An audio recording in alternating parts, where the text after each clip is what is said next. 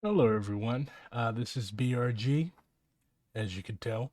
I've taken a bit of time off from getting my ass beat in grand strategy games to talk a little bit about why is every single major communist party in the West absolute hot garbage? I'm not going to waste hours talking about the faults of every single communist aligned group in every country in the West. Because, again, that would take hours, and most of these problems are of the same nature, okay? So, Dr. Matulu Shakur died today. Very good freedom fighter, very admirable elder.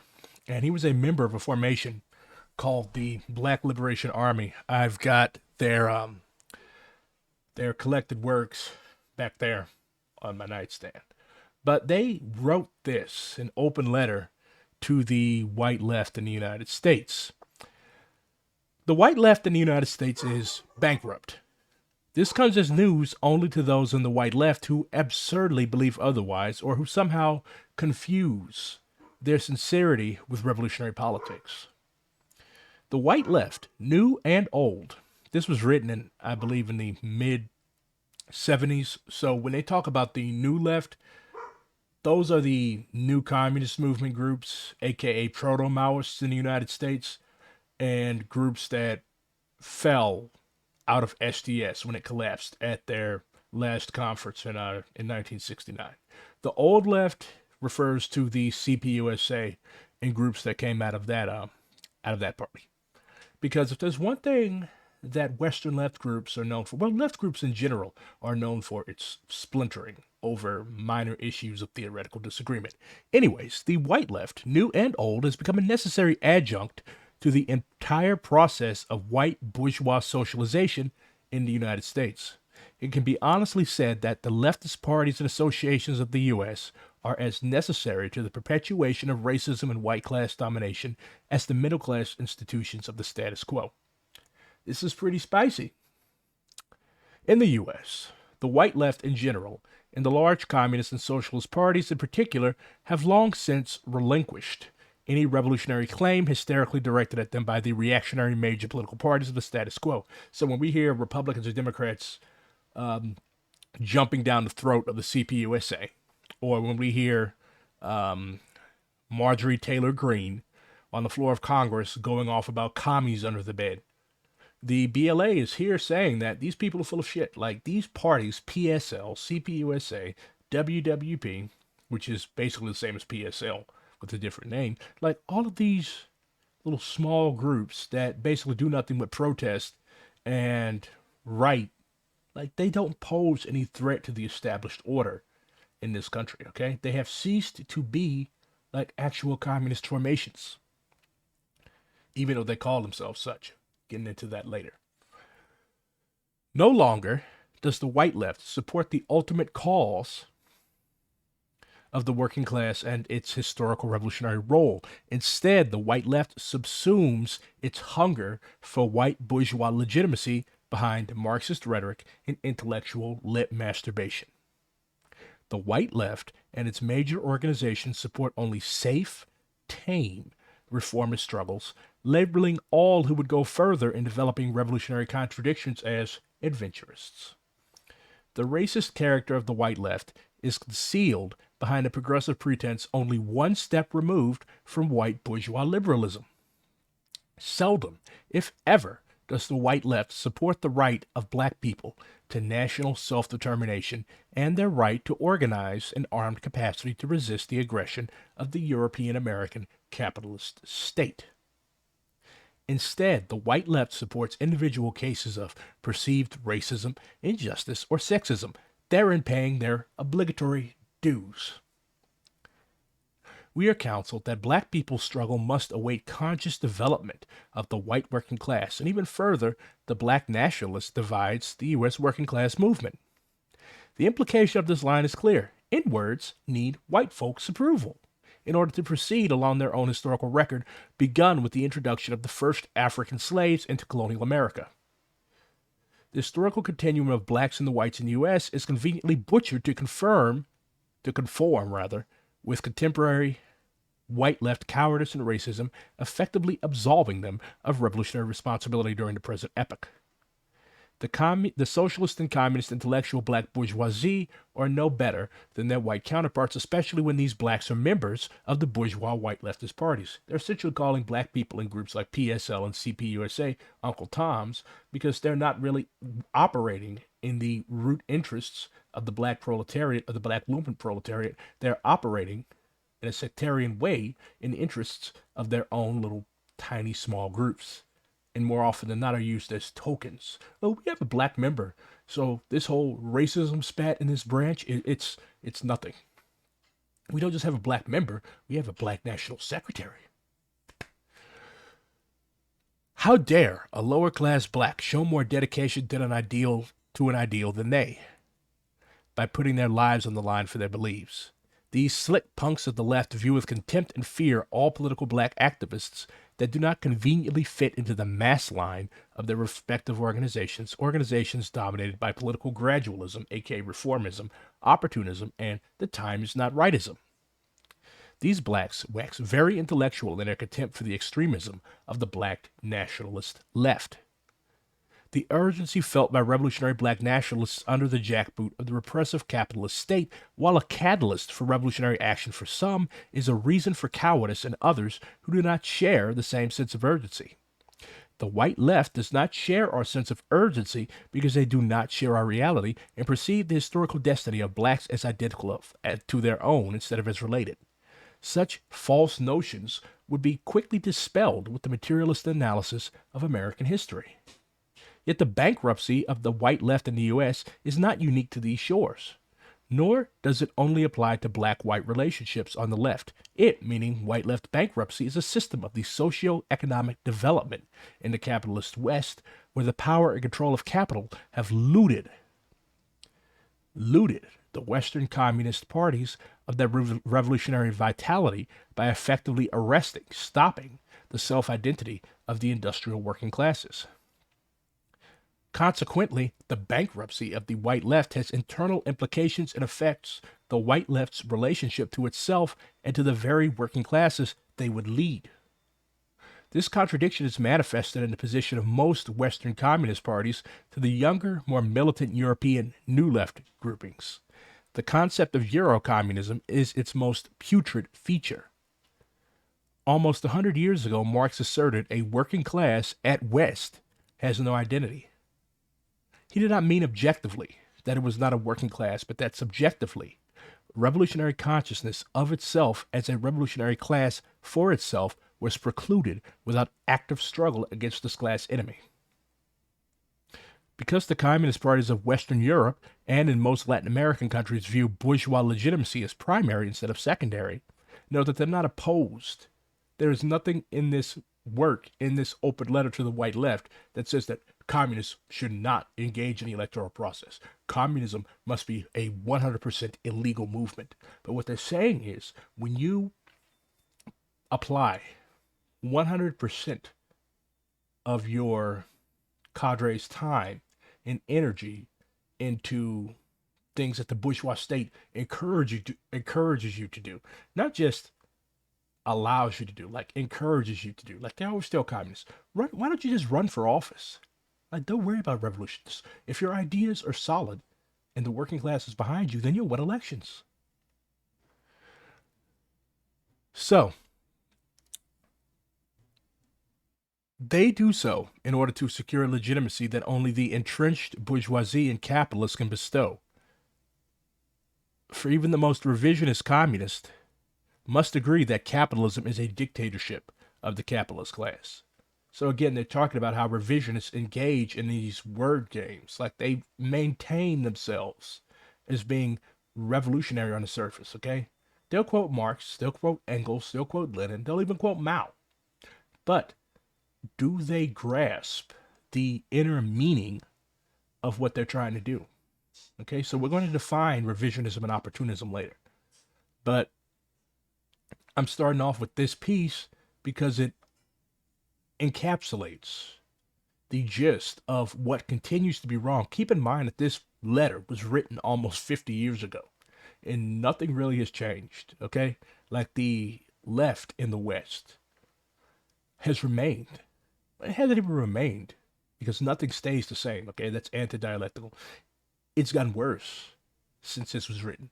Like back then, they would at least give lip service and support to armed struggle. Now you've got idiots on Twitter saying that the Communist Party of the Philippines and the New People's Army is backed by fucking CIA.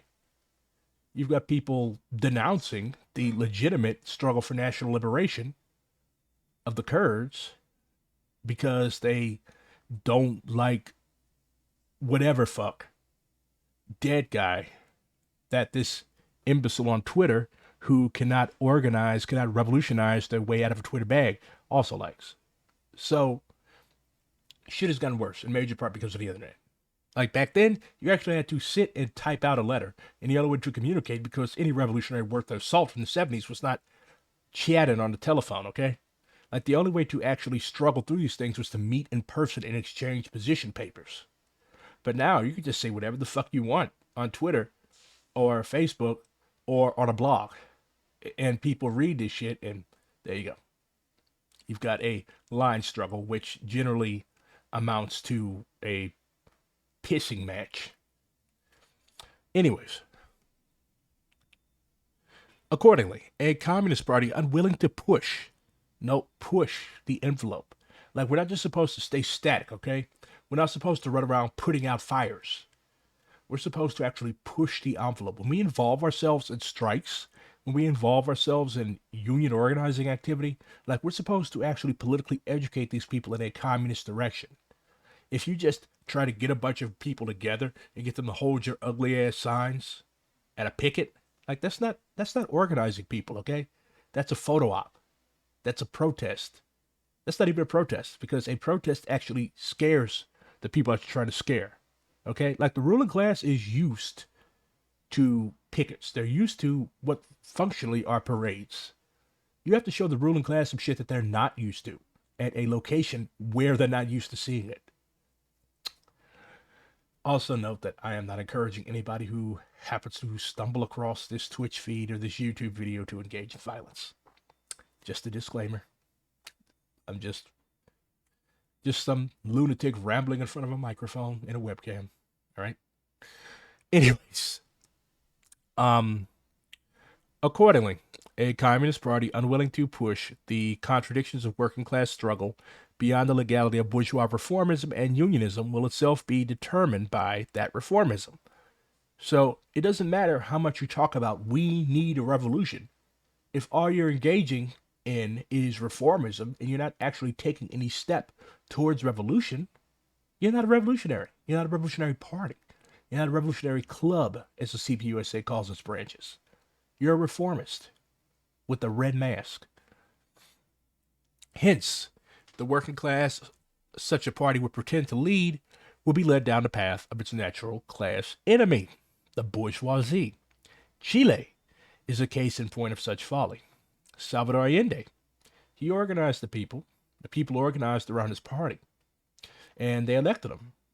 But he could not hold on to power because he refused to arm the people, and he was a Marxist. Okay, I'm not going to say that he was not a Marxist because he openly declared himself as such, but he came to power through legal means.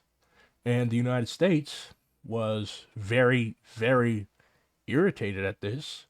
So if you read the Nixon tape transcripts, like, they're talking about making Chile's economy scream. Okay? They don't have to come kill you anymore. They'll get your own people to kill you. Like, Pinochet was one of Allende's generals. That's what happens when you do not establish a dictatorship of the proletariat. Dictatorship means dictatorship. Lenin said in State and Revolution, what is a state? A state is an armed body of people established for the dictatorship of one class over another. A dictatorship of the proletariat is an armed body of the working class established for dictatorship over those who previously exploited them, the bourgeoisie, or in feudal countries, the landlord class. if you do not establish that, you are going to end up being toppled, overturned. Okay, we're not talking about a military coup because military coups are by nature fragile. And if one of the officers that took power with you decides that they're tired of seeing you strut around and they're tired of seeing people applaud you, they'll just gang up on you and have you killed. That's why Maoists generally do not support military coups. Are we saying that Thomas Sankara was a horrible person? Absolutely not. Thomas Sankara was a literal saint, but he was not cognizant, he was not aware of the necessities of holding on to power. Okay? He was a soldier. He knew what it took to take power. He knew that political power grew out of the barrel of a gun, but it grows out of the barrel of the people's guns, not just a handful of officers.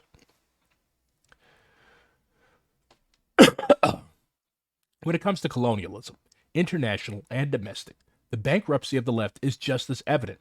In each ex-colonial European Western capitalist nation, worded oddly, the traditional white left has acted as a moderating voice against the colonial policies of their bourgeoisie.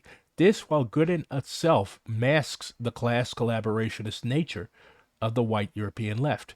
Never, never did the European left ascend to the principled level of unconditional revolutionary support for the national liberation movements themselves.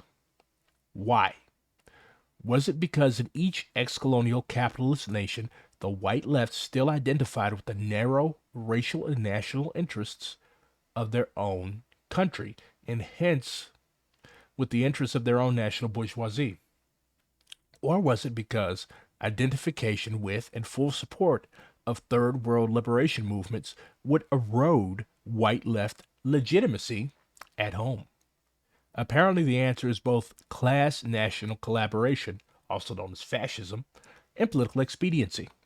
So much for theories of unity between international working classes, especially when they apply to underdeveloped peoples of color with little or no modern working class to speak of. It should come as no surprise, then, that the white left in modern Western nations is inhibited by their own urge for bourgeois legitimacy, by their own cultural racism, and by the very process of Western working class co-optation. That's what a lot of people don't understand.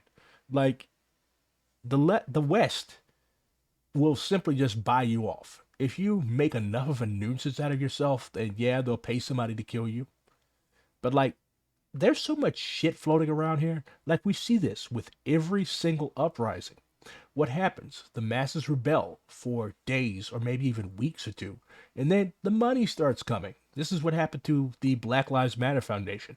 The money started coming and coming and coming. Are they handing this out to fucking Pookie and Ray Ray on the corner that just looted the hair shop? Of course not. They're not giving those people millions of dollars. They're giving millions of people to the wannabe professional middle class, among black people, among brown people. They're paying them not to sit on their asses, not to go to brunch. They're paying them to exercise ideological and political leadership over the people who are out there rioting. That's what they're paid to do. That's how they receive millions of dollars in grants. That's how they receive millions of dollars to bankroll their nonprofit organizations and put up community centers and Salvation Army and Urban League and all this shit. That's what happened in Ferguson. The Quick Trip that was burned down, there's a Salvation Army and Urban League community center up there now. Where did that money come? It came from the fucking feds. It came from the fucking Ford Foundation. It came from other private philanthropic efforts. And the purpose of all of this is counterinsurgency. It's not like people seem to think that America is capable of transitioning itself, or America has suddenly realized. By America, I'm not referring to the people, I'm referring to the institutions that govern this country and the people that own these institutions. They're acting like these institutions and this government, this illegitimate, on stolen land, stank ass government, suddenly gives a fuck about black people and they're giving us all of this money out of guilt. No, they're giving us this money. They're not even giving us this money. They're giving those who rule us within our community, the petty bourgeoisie, the professional middle class. They're giving these people this money to co-opt our uprising and forestall the possibility of the rioters becoming organized and becoming communists. Counterinsurgency.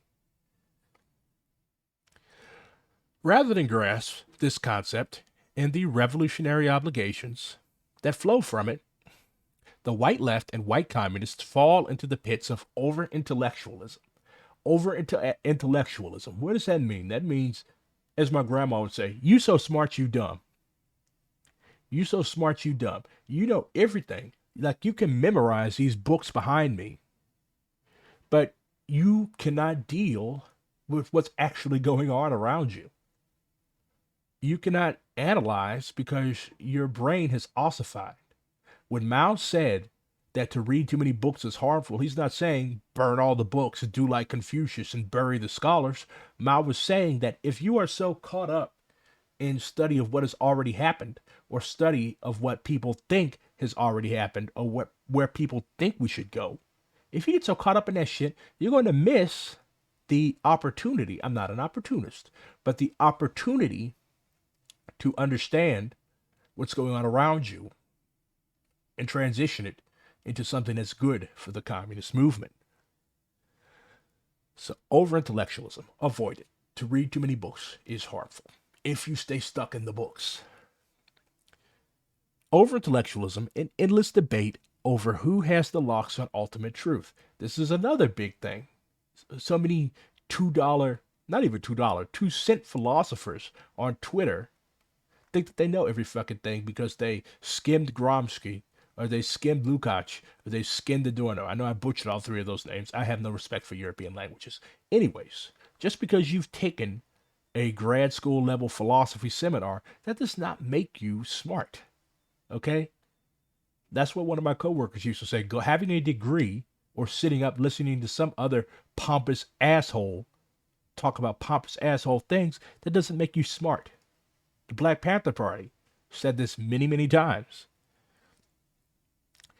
Who retains the undistilled pure ideology of Marxism? I'm not one of those people who constantly talks about a purity fetish, as that one patriotic socialist idiot Eddie Liger did, but like, it wasn't Eddie. I don't know. I mix all those people up.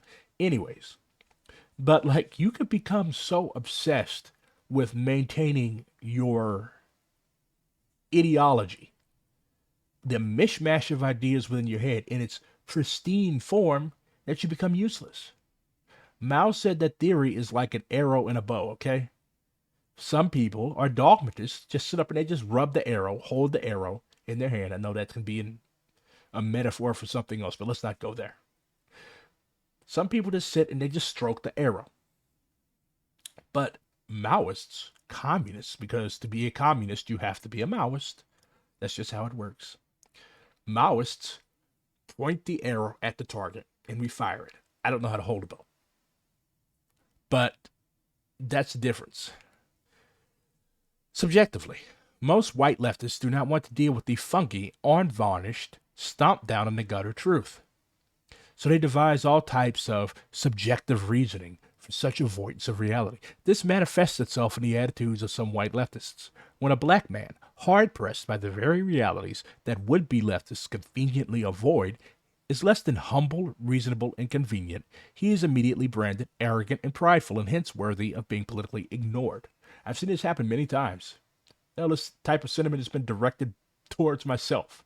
Okay, I was a member of the Socialist Party for quite a while until I tore the little flimsy paper, construction paper membership card they sent me and flushed it down the toilet. But I was a member of the SBUSA. That was actually the first left organization that I joined.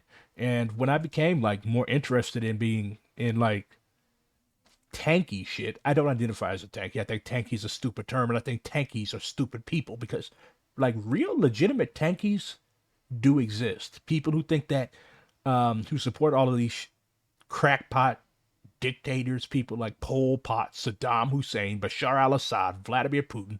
Like, Maoists do not support those people. Of course, the idea of supporting somebody from the internet, like, my idea on support is like, if you actually support something, grab a gun and go over there. Like, that's support. defend your ideas with your body. I personally, I'm just one guy, but I would have so much more respect for you if you actually defended and fought for what you believed in at some risk to yourself. Anyways, like people like that do exist. We do not support those people. But those types of people sit on the internet all day, and an average person reads this, reads these ramblings, these justification for horrible, objectively bad massacres and genocides and forced deportation. Like regular people read this stuff and they're like, well, these people really think that we're going to give them power? Like, if these types of people held power, they would end up hanging from a lamppost by their neck, like, immediately. What is my definition of settler colonialism? I've heard many Maoists say that is just the era of primitive accumulation. What do you think? Those people that are saying that aren't Maoists. Settler colonialism is an ongoing practice. Like America, Canada, Australia, Israel, South Africa. Like these were all settler colonial countries, okay? Like they sent people, the mother countries, the metropoles, Britain, France, the Netherlands. They sent people out to take land that wasn't theirs, even though they thought it was theirs. They sent people out to take land from indigenous people and stay there. And they also induced other people to come there and stay there and take other people's land. And there is no like people act like settler colonialism is over. Like no, even though there are no more like hardy settlers coming and cutting down trees and fighting off indigenous people with their bare hands. Like, this is an ongoing process. Technically, these are illegitimate states. That's why real people, real communists, scoff when we hear talk of this country existing in its current form after a supposed revolution. Because a revolution is the toppling, the overturning, the overthrow of all that which exists that is bad. Now, that's why you don't listen to Maoists on Twitter except for me. Anyways, going back to the Socialist Party. Like, I suffered so much fucking racism from that. As a matter of fact, their presidential candidate, David McReynolds, from like years ago. He was still a member of the party. He was old as dirt. But when the Mike Brown situation happened, I remember like distinctly there being a struggle in this party, this formation over McReynolds, this old ass boomer, calling Mike Brown a thug. Like how tone deaf do you have to be? Like here's the thing, like all of these organizations, PSL, CPUSA, WWP, all of these groups are eating off of the deaths, the murders of black people. Like, what happens whenever a black person gets killed by the police? All these groups show up to neighborhoods that they would never ever frequent. They would never ever go to fucking Ferguson if something horrible didn't happen there and the people rose up in rebellion. Are these people like, are these parties sending these cadre out there to actually stand in solidarity with black people? No, they're sending people out there to recruit. They're sending people out there to try to flex their muscle. They're sending that they are not coming in true solidarity. They're trying to inform the tactics of struggle. They're trying to get people to go out and vote. They're trying to get people to join their shitty little cults run by abusers. Like that's what happens. And I only joined the SPUSA because like they were the first organized group that I ran across when I went out for Ferguson in October in 2014. Freshman year of college, salad days. But yeah, like people are constantly asking like why don't black people join our organizations? Because like and it's not just like being called the N-word, because if the definition was a racist was being called the N-word, like none of these people would be racist. It's just the passive aggression.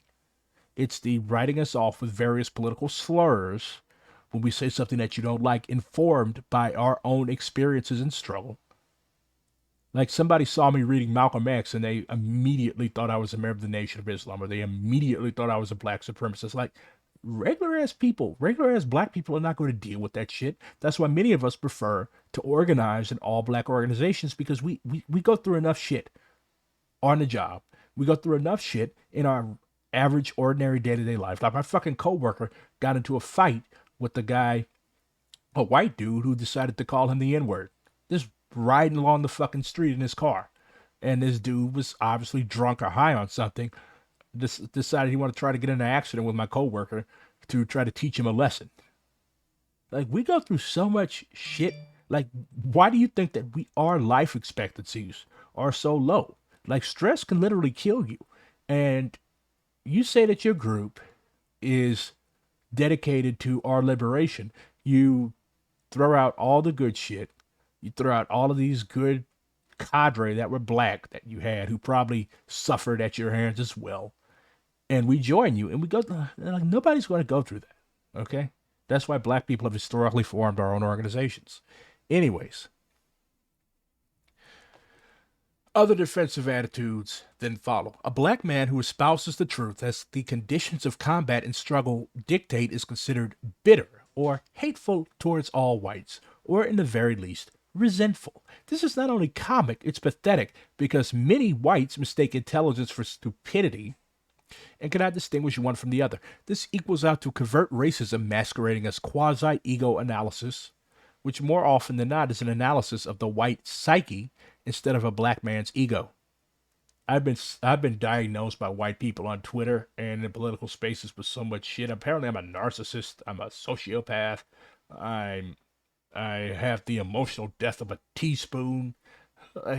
And I've heard these types of things directed towards so many other black people. Like, every prominent black person in the communist movement is probably compared to Ghazi Kodzo from Black Hammer, a cult leader, at least once in their organizing career. Okay? Or white people read Fanon and then come, hey, look, I read Fanon. Am I smart now? Do I get a pass? I don't hand out passes. I hand out beatings. A black person, however, that has a full-blown or overblown appreciation of his or her self-worth, like yours truly, is the antithesis of a slave, for former black slaves do not presume to be more qualified than their former slave masters. When they do, they are indeed arrogant. White leftists consistently fail to understand that respect and understanding pursue a different cultural and social pattern, one that cannot be erased by political discussion. And the requirements of survival are the ultimate political issues. So basically, if this is not like life for you, if you do not need a revolution to survive, if you're not in this thing because you're tired of seeing your people getting dogged out and kicked over the course of 600 years, damn near, like, if you're in this shit as an intellectual exercise, if you're in this shit because you want to feel good about yourself, like, you're in it for the wrong reasons, and you're going to make political mistakes. You're going to end up either a revisionist or an opportunist, because your heart isn't in it. You don't feel it. Like, this is something that you could just pack up and go and get a nice PMC, professional middle class job, working for Chase fucking Manhattan. And then you go and vote Democrat every 4 years or every 2 years and be annoying on Twitter. The human factor is the most dynamic factor in struggle and revolution. It is a conscious, living thing. We cannot engage in revolution and combat of a protracted nature and remain forgiving of the vacillation, the swaying from side to side. Carlos Marighella, if you don't know who he is, you should, called it dancing samba. Basically, you don't have a solid political principle to stand on. You go with what's popular among your friends. You go with what's popular on Twitter. You go with what's popular on whatever little corner of the internet you choose to inhabit. Revolution makes one intolerant because every day we are reminded that we must do what is of value, not for others, but because of our own self-value. The failure of the white left to support the black liberation movement, again, by support, we're not talking about words, because, as I'm going to show you later, everybody supports things that they're supposed to support. But how many are really willing to put their bodies on the line? Like when Fred Hampton got killed, like did the white left tear shit up in his memory? No, they didn't give a fuck. Okay, they did not give a fuck. When MLK, when Malcolm X, when all of our leaders, all of our cadres were getting butchered horribly, like where were these supporters? That's why, like I was saying earlier when I was talking about those idiotic tankies, like if you support something, support it with your chest. Go fight for it. That's why, like most of these people that are retweeting, like shit I say, retweeting shit other people say, retweeting black content creators, like that's all they do. And I'm not saying I don't appreciate it, but like, how far are you willing to go to prove yourself a true ally in the struggle? Okay? The failure of the white left to support the black liberation movement is a failure of the white left to support itself. Because the white left eats off the black liberation movement. Like, if we were not in this country, if it weren't for Mike Brown, if it weren't for all of the nameless people who have been murdered by the police, if it wasn't for Jordan Neely, if it wasn't for Sandra Bland, like these people would have no names to shout. Okay? These people would have nothing. PSL, CPUSA, WWP, all of these brownie ass groups, they eat off of us. Yet, when we critique them, or when we share a political ideology that is different than their own mishmash, then they act like we're fucking chopped liver. They hate us then. They call us wreckers. They call us bitter. They shit. All sorts of things. I've seen it happen. It's happened to me. It is not a question of helping us, but of manifesting, demonstrating, showing what one is about. And the white left is obviously about bullshit. Signed, Ardaruba Moore, Frank Kali Abni, Black Liberation Army. So I started with this piece because this is basically everything that I'm about to say. So what triggered me, like, choosing to make this video? Like, why am I doing this? Why am I sitting up at 12:42 in the morning talking to you about why the Western left sucks? Because, as you know, a 17-year-old individual of North African Algerian descent was murdered by the police in France a couple weeks ago, and the masses in the suburbs around Paris, the Banlieue, have been fucking throwing down. And the French Communist Party, which fancies itself revolutionary, as you can see, fellas out there wearing a Che Guevara shirt, a very tacky, ugly Che Guevara shirt. He also has a Che belt buckle. Like, he's overdoing this. But this is how the cadres of this party represent themselves. And this was a pension reform protest. So they did this. They fancy themselves communists. And they released a statement saying this: "We share the anger of all those who have seen the terrible images of control and shooting broadcast on social media. It calls for a powerful and peaceful..." Okay, see, we're already fucking up. What did they just say? Class peace. Why are you, a supposed Communist Party, an enemy of all that currently exists that is bad, calling for a peaceful mobilization to obtain truth and justice for no hell? Like, was he taken peacefully? Was he? Like, how can you... This is social pacifist. This is social peace. This is fascism. And then they go on to lecture. It can in no way legitimize the violence of recent days. We strongly condemn all violence against people and property. Again, why is a Communist Party a supposed enemy of the system of private property, releasing a statement saying that they condemn all violence against people and property, shortly after saying that they want a powerful and peaceful mobilization? Okay, first of all, Peace and power do not go together. Hugh P. Newton defined power as the ability to define a phenomenon and make it act in a desired manner. Meaning, you know what something is. Now let's make it do what I want. Okay? Systems that are oppressive, violently so, do not move unless you push on them. Pushing is a violent action. Peace is just standing there with your hands crossed and your hands folded. It makes you feel very good about yourself until you start getting your ass beat.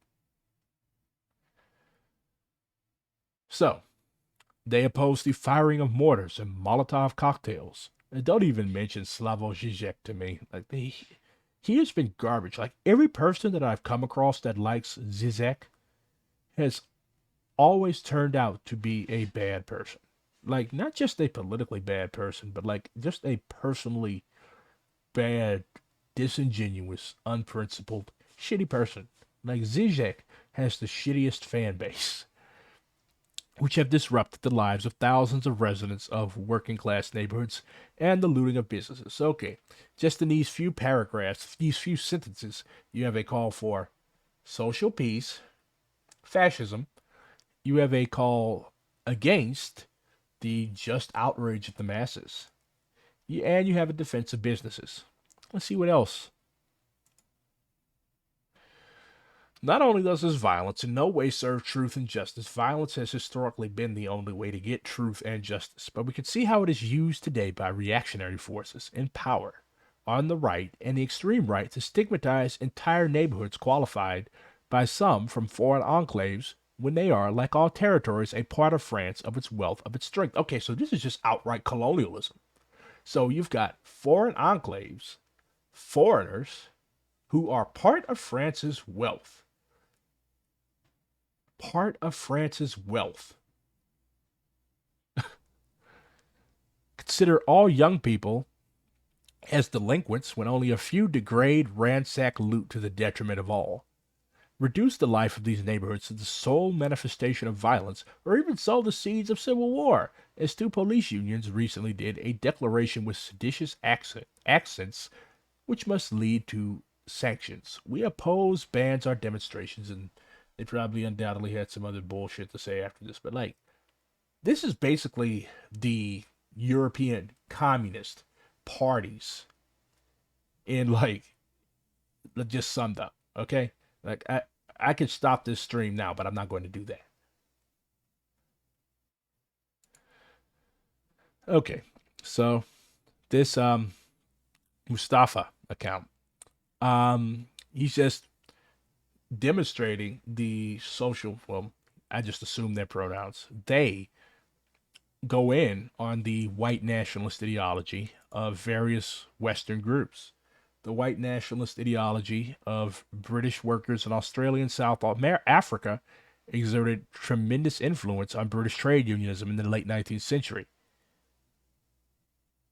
The white working classes in the pre First World War British Empire were not composed of nationally discrete entities, but were bound together into an imperial working class by flows of population which traversed the world. And then, this is disgusting. Indeed, the largest British labor demonstration of the early 20th century occurred on March 1st, 1914, when around 500,000 workers turned out in a 7-mile long column in London's Hyde Park to demonstrate solidarity with 9 South African trade unionists who had been deported from this country for demanding the exclusion of black and Chinese workers from skilled jobs. So, like, okay, where is the class solidarity? Because that's something that people always bring up. Class solidarity, class solidarity, class solidarity. Like, you had literal hate strikes. These happen in the United States. Like, when they got the notion that black people were going to be hired in a position above that of janitor, like, white people would literally just sit down or they would walk off the job because they didn't want to work with black people.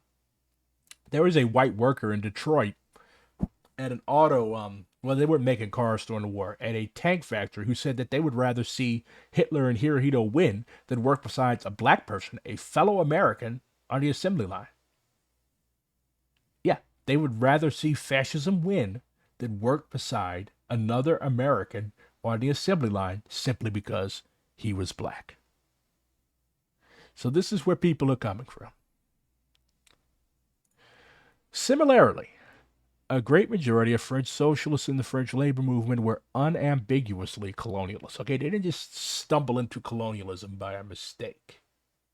They weren't just inadvertently racist. They didn't just hate Africans. They didn't just hate Arabs because they had a false consciousness. They hated Africans and Arabs because it was in their class interests, or they thought it was in their class interests. Unambiguously colonialist, with white socialists and communists in the Algerian colony having been thoroughly infected with settler colonialism. How were they thoroughly infected with settler colonialism? Now, this is a very good book that I advise all of you to read.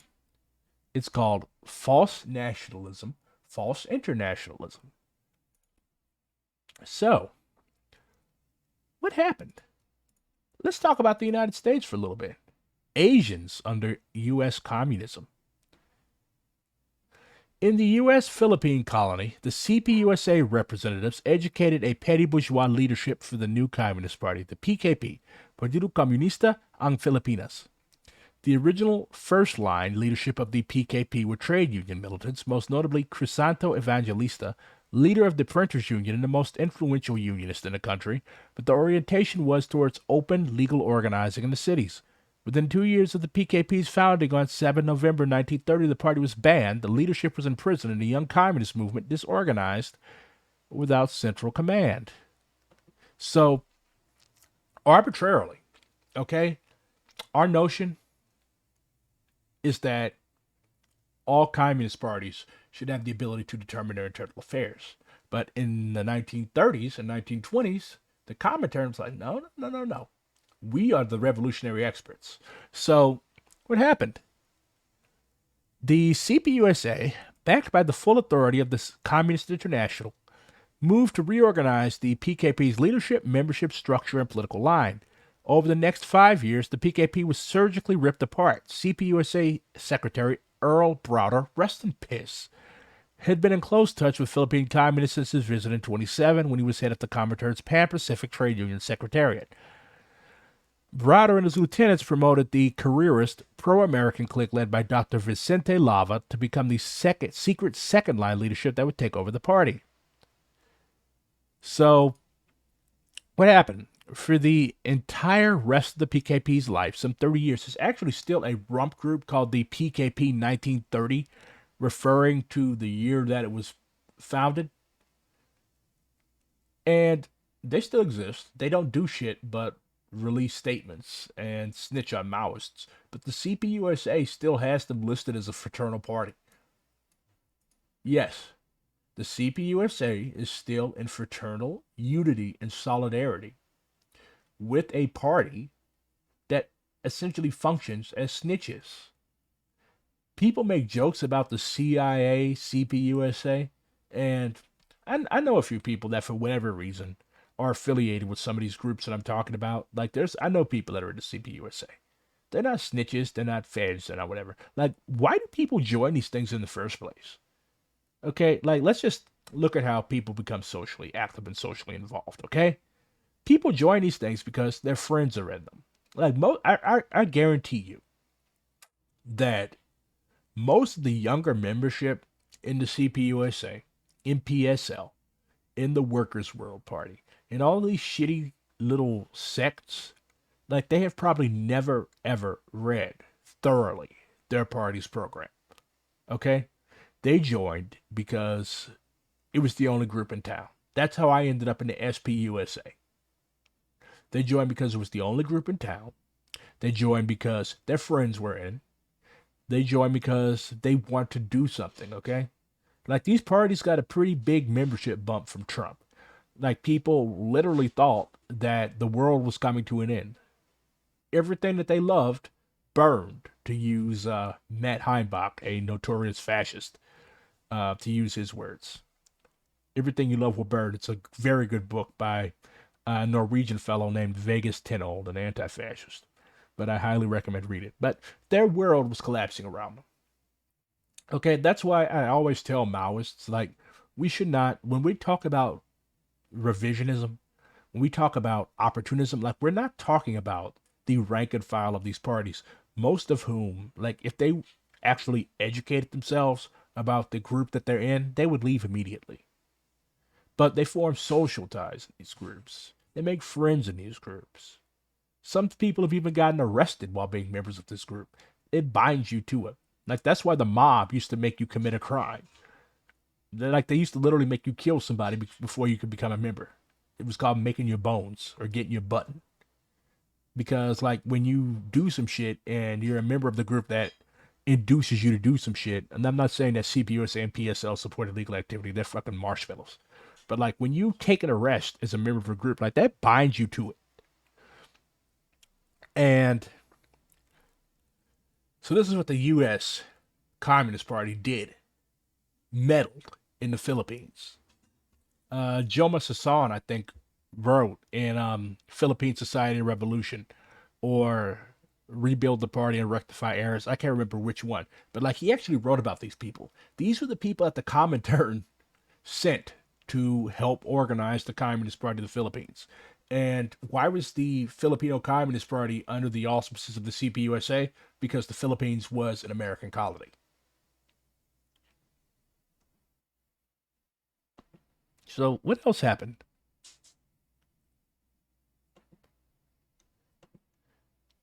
Again, this is a really good book. I'm not going to read off of this because I will end up falling asleep.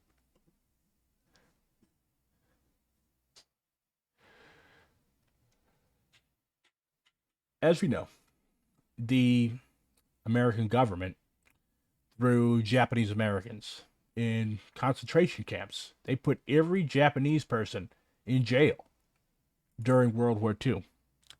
Did the CPUSA come out in support of this? Yes, they did. Like, they came out in support of interning Japanese Americans.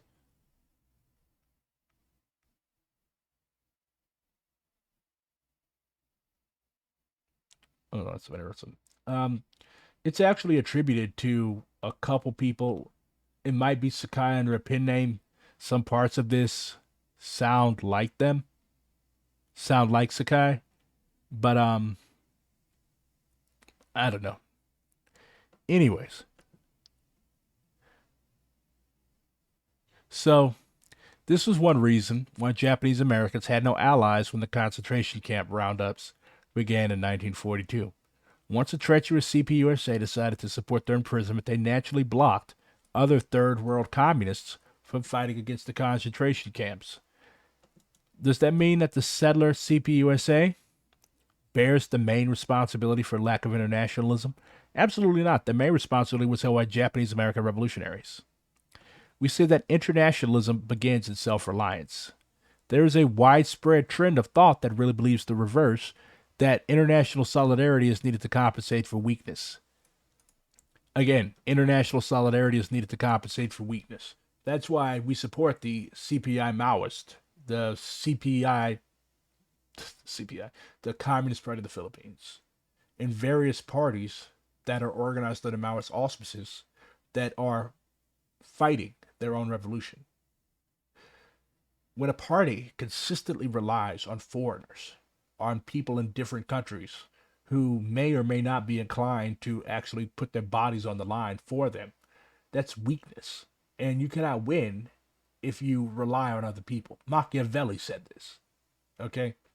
When you rely on mercenaries and when you rely on auxiliaries, you are building a sandcastle that can be washed away by the slightest repression because ultimately, when it comes down to it, and it's sad that people are like this, nobody is going to die for your cause. Well, let me rephrase that. Very few people are going to die for your cause. They'll raise all the money you need. They'll march around with their fists in the air. They'll put your face and your party's name on a banner or a placard.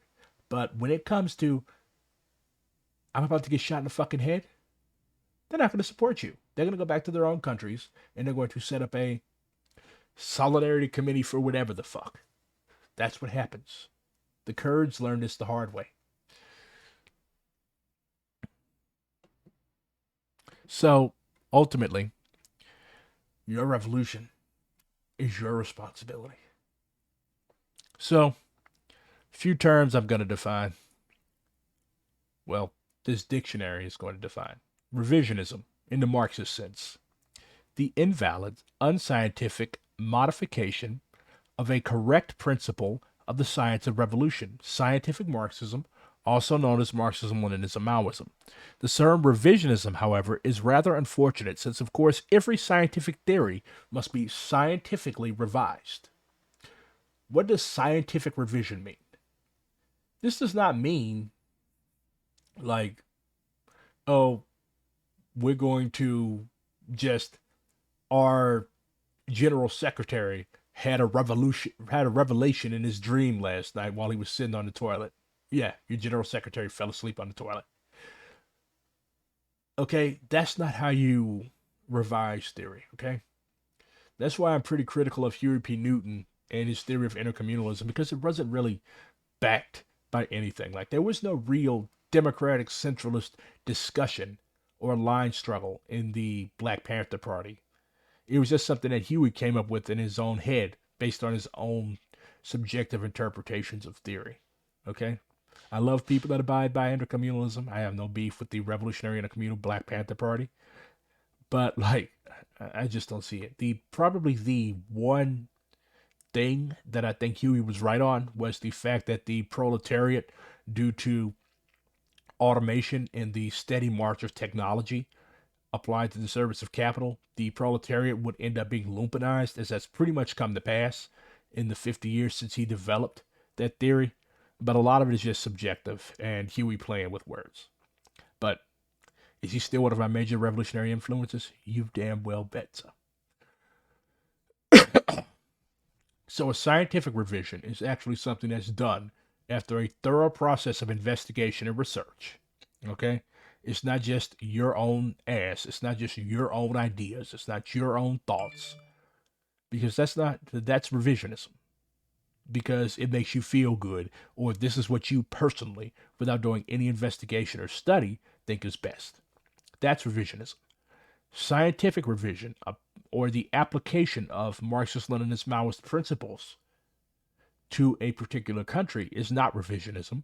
That's a correct application of Marxism, Leninism, Maoism, especially if it leads to a successful revolution and the formation of a socialist state for the first time in around 50 years. But in politics, there are many who choose to arbitrarily revise well supported theories and throw out principles which are certainly correct simply because their own class perspective cannot accept them as they stand. The left in the West is heavily petty bourgeois. Okay, the left is supposed to be the working class movement, but you've got all sorts of people with alien class, not just origin.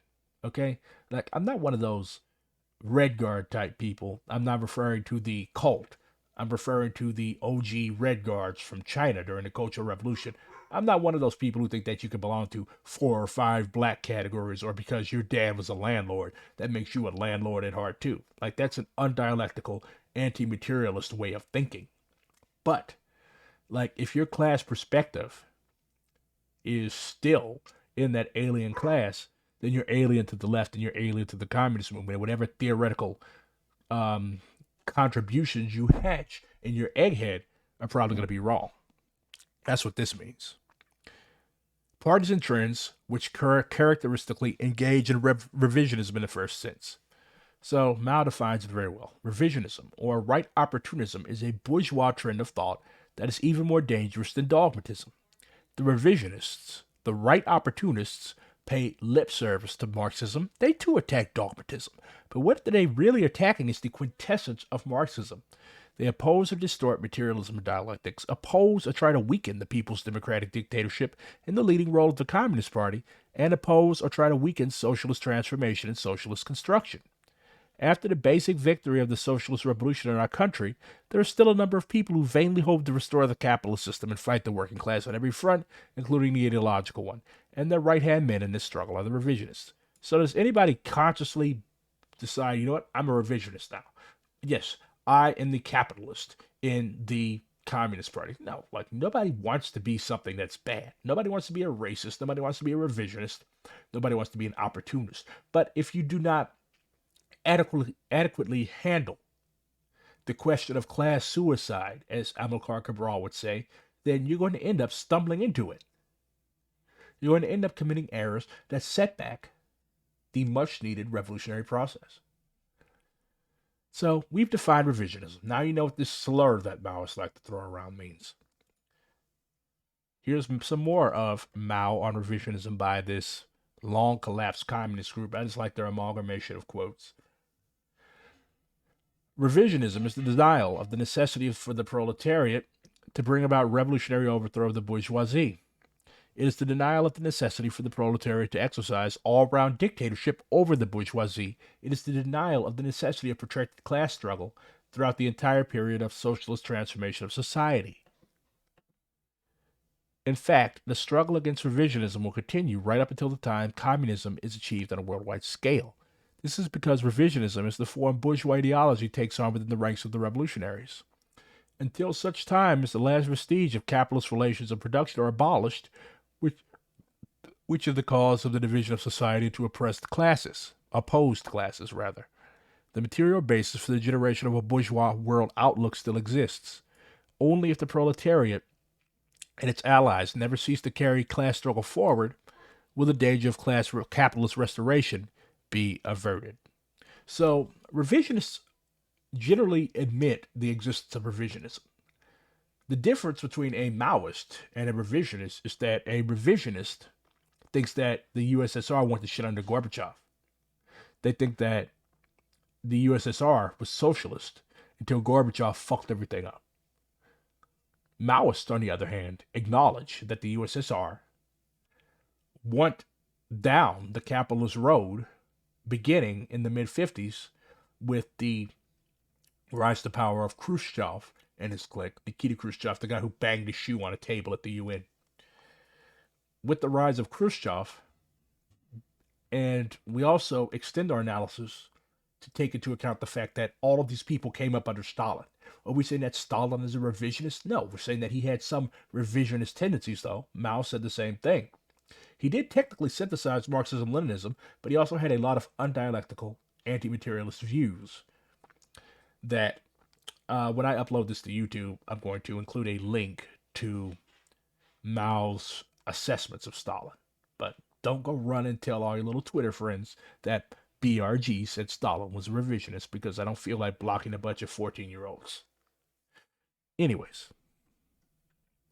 so the same thing happened in China. That's what the Cultural Revolution was about, because Mao realized, well, not just Mao, I'm going to stop referring to theoretical trends as just being one person's thing, because that's a great man conception of history, and I hate the great man conception of history.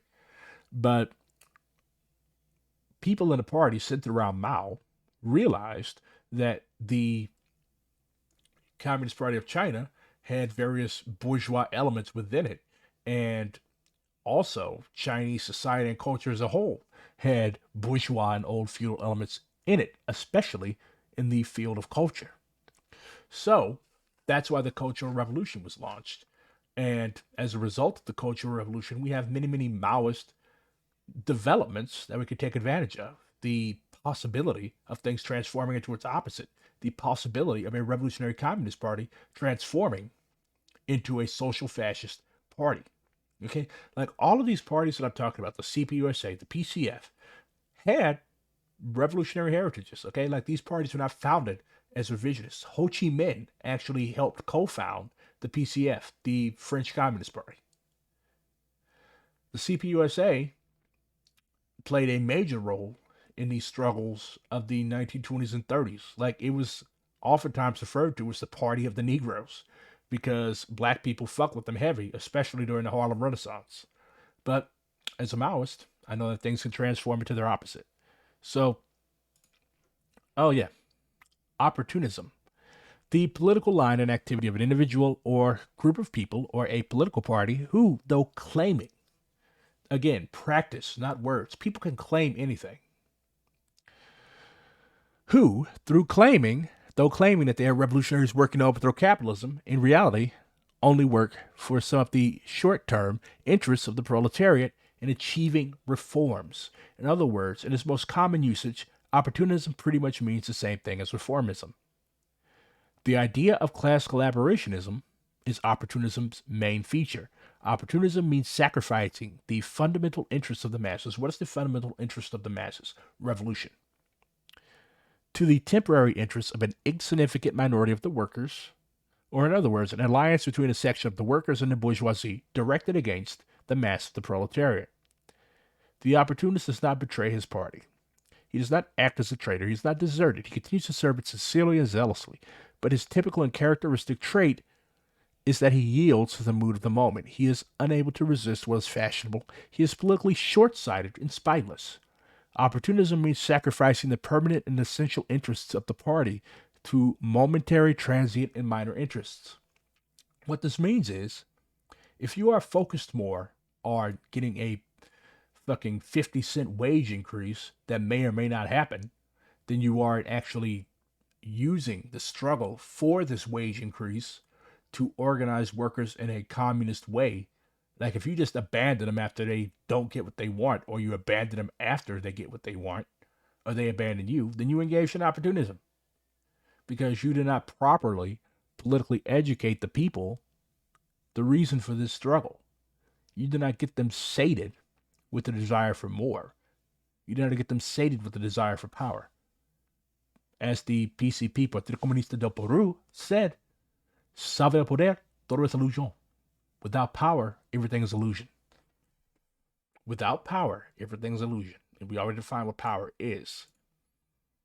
So, as an American, it's only right that I talk about the Communist Party of my own country. So I just spent an hour defining all of these bad things. Why is the CPUSA a bad thing in its current form? Am I a supporter of the liquidation of the CPUSA? Absolutely not. I do not support liquidationism.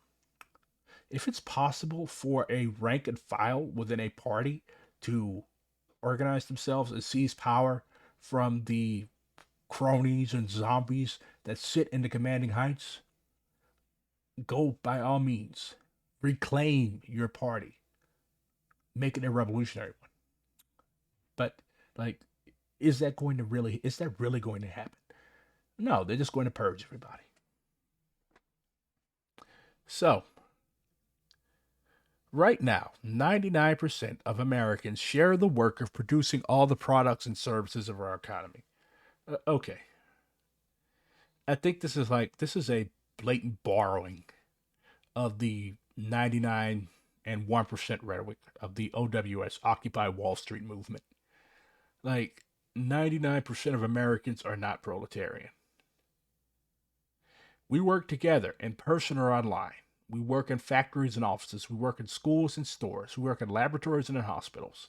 And we work on farms and construction sites. Okay, so there's no differentiation. 99% of Americans are not proletarian.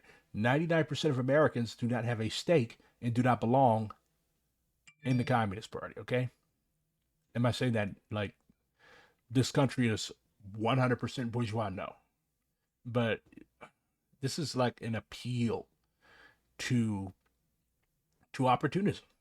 Like we're just going to grab as many people as we can get. Like DSA could do that because DSA is not a communist party. But like 99% of people in the United States, no. This is the richest country in the history of humanity. And most of the people in the United States, like not 99% of Americans are not bourgeois, but 99% of Americans are not, no, are not proletarian. This country was founded by the petty bourgeoisie and bourgeoisie. Most Americans have petty bourgeois and bourgeois class aspirations. Like in the United, this is what a lot of people don't understand.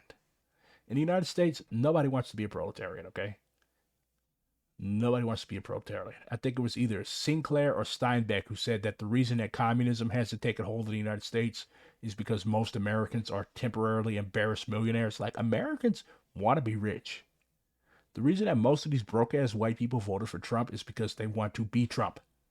They see themselves in him. One of my comrades refers to Trump as America's id, uninhibited, wanton desire. Okay, like that's why a lot of these people, these immigrants that are coming over here, they're coming over here to get rich. They're not coming over here to be proletarian. Okay, so that's a major hurdle that we have to get through. The fact that proletarian is seen as being something dirty, something shameful, instead of something to be proud of. They take it. But when it comes to reaping the rewards of this collective labor, things get turned upside down. What the joint labor of millions of Americans has produced ends up being owned by a handful of billionaires. Okay, like, why do they focus so much on billionaires? Like, millionaires are kind of shitty too. Like, you do not become a millionaire through hard work. You do not become a millionaire through hard work. So, again, inching steadily towards class collaboration. Those same billionaires, without any say so by the American people, make all the decisions. They decide to get to cut pensions, close schools, ship jobs overseas, and pollute the environment. Again, the 99%, a better world is possible. Like when I read these party programs, like most of them always say the same fucking thing. Like most of these programs, PSL, CPUSA. Well, I think PSL actually has a bit of a fake movement towards supporting arms struggle in it. But like, is PSL going to lead an arms struggle? Absolutely not. Like that, most of these groups' practice is fundamentally the same, even though they have disagreements with each other. Like CPUSA functions the same way as Frizzo. Frizzo functions basically the same way as PSL. PSL functions basically the same way as Workers' World Party. As a matter of fact, PSL and WWP used to be the same party until 2004. PSL split off from Workers' World Party over some shit nobody cares about. It probably had something to do with the Answer Coalition. But like, regardless of ideological differences on paper, they're on paper. Okay, like all of these groups are basically protest and book clubs and pressure groups. Or maybe they take a vacation to Cuba because they want to absorb some of the aura of actually existing socialism, which actually doesn't exist. Anyways, we must put people and our planet before profits. Okay, that's Bernie Sanders' slogan, if I recall correctly. Enough resources will be freed up to do many things. We could fully fund public education and healthcare for all. We could have mass transit, social security, free college tuition, and childcare. And at the same time, we could remove lead from our pipes. We, the American people, could set other priorities too. Okay, so there's still going to be an American people after their socialism? Socialism, life, liberty, and the pursuit of happiness. This is basically recycled Browderism. Okay, we met Earl Browder a few minutes ago. Well, maybe more like an hour ago. But like Browder had on one of his propaganda pieces that socialism is the Americanism of the 20th century. So when you hear people talking about like this is basically patriotic socialism. So when you hear people talking about like socialism, Bill of Rights socialism, or patriotic socialism, or socialism is the Americanism of the 21st century, run, run, run far, far away. Okay, that is fascist shit. It does not handle the primary contradiction in this country, which is that it is on stolen land, built by stolen people. If it does not address those primary contradictions, it is full of shit. It is a reformist party. It is a party that is pushing you towards some fascist type shit. It doesn't matter that they put deep in their platform they support the right to self determination. Are they going to allow indigenous people to have their land back if they so desire? Absolutely not. No, because that would fuck up their little 5 year plan or program or whatever. Not they're not going to give you, they're not going to give anybody any autonomy because autonomy is not something that's given. Autonomy is taken. Bill of Rights under socialism. Socialism in the United States would be built on a strong foundation of our Constitution's Bill of Rights. Oh my God. So a document written by slave owners, a document written by motherfuckers that own people can somehow be peacefully transitioned. When you hear peaceful transition or you hear peaceful anything coming from supposed communists, again, run far, far away. because they're not going to be peaceful towards the people who don't want to be peaceful, or they're going to be peaceful against the enemy who certainly is not peaceful. They're going to be unpeaceful towards the people within the movement who do not support this shit they're selling. Socialism in the United States will be built on the strong foundation of our Constitution's Bill of Rights. This includes making the promises of freedom of speech, freedom of religion, and equality for all real. Okay, that like no. So basically, their position is that everybody just lives in this happy la la land of come on, like you haven't addressed the question of imperialism. Like, where's the money for all of this shit going to go? Like, America, imperialist countries in general are parasitic. Like, this is not just our workers' wealth. This is the entire world's wealth that is being amalgamated and packaged and served up in this country. Where's that platform? Are they so embarrassed they don't even put that platform? Here it is. Program. So, like, when I get, when I pull up a party's program, I ignore most of this shit because most of it is, like, trash. Like, look at this stuff. Youth are fighting back, including voter registration efforts led by victims of the Parkland school shooting working against gun violence, demanding action in the streets and in the courts against climate change, and the oil companies demanding relief from crushing student death and supporting the rights of immigrant youth. All of these things are good, okay? But like they're acting like this is the sole struggle. Anybody who doesn't do this stuff, anybody who doesn't petition courts, who don't give a fuck, they've already demonstrated last week or week before last that they don't give a fuck. But like that's fine. If those kids want to do that, that's fine. But like quit acting like that's the sole sum of the struggle and then writing off everybody else that that doesn't want to make that their sole method of struggle. Let's see what they say about BRICS. On the world scale, Brazil, Russia, India, China, and South Africa are developing as major economic and political players, providing at times a partial counterbalance to U.S. imperialism and in some cases leading to new inter imperialist rivalries. It's pretty interesting. They at least acknowledge that these countries are imperialist, unlike our campist friends. China's economic growth provides an alternative to trade with imperialist countries for developing and socialist countries, including Cuba and other progressive Latin American countries. Okay, so they abide to the actually existing socialism myth because socialism is like something on the horizon that just moves further and further away. And it's something that you can be, it can be whatever you want it to be. Yeah. So I don't want to read their trashy analysis. I want to get to the part I can dunk on.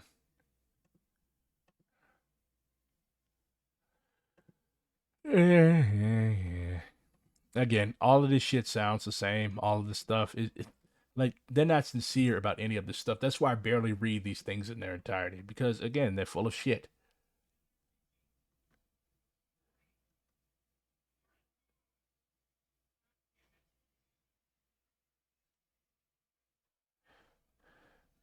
Communists fight for expansion of democratic rights, including the participation of working people not only in voting, but also in running for office and decision making at every level, whether local, state, or national.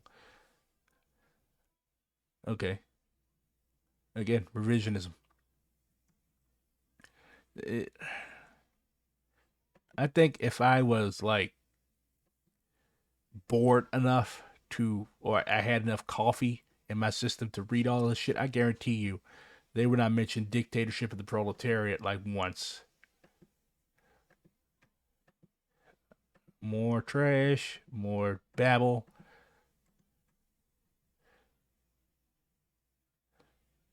Okay, so they appeal to their history.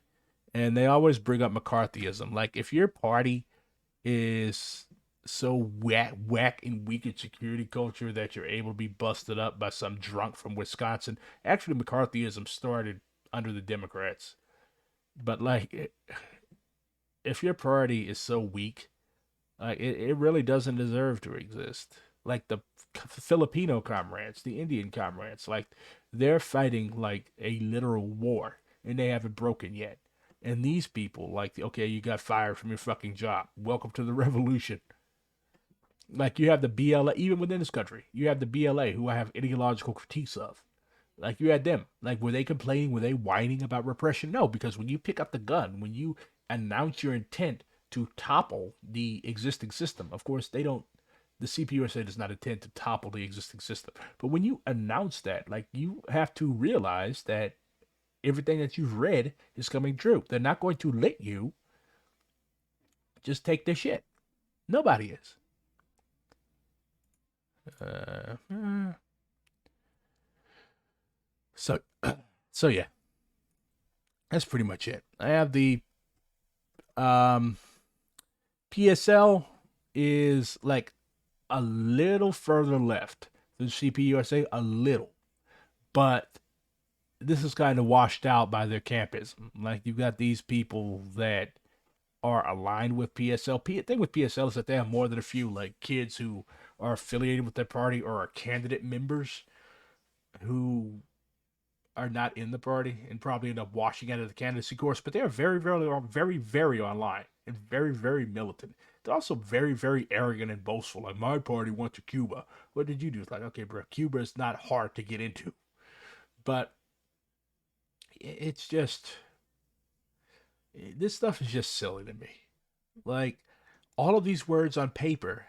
You got a picture of some of your people at a protest. Very nice picture. But like at what point do we stop just endlessly writing stuff? Like the 10-point program of the BPP was literally that 10 points. The ideology of the Black Panther Party written by that piece of shit Aldous Cleaver like it was a literal pamphlet. So like you're writing all of this revisionist trash to say nothing. Like you're never going to get to implement any of this stuff because the method by which you seek to implement it is legal. Like they're not going to let you reform them away. And you say right here in your program that you recognize that you continue to do the same old shit. That's why I have a lot of respect for anarchists, and obviously I'm a Maoist, that actually go to the people in the grassroots, actually throw down at these protests, actually throw down at these riots, and demonstrate that the method by which a new world is created. This is not the creation of a new world. Okay?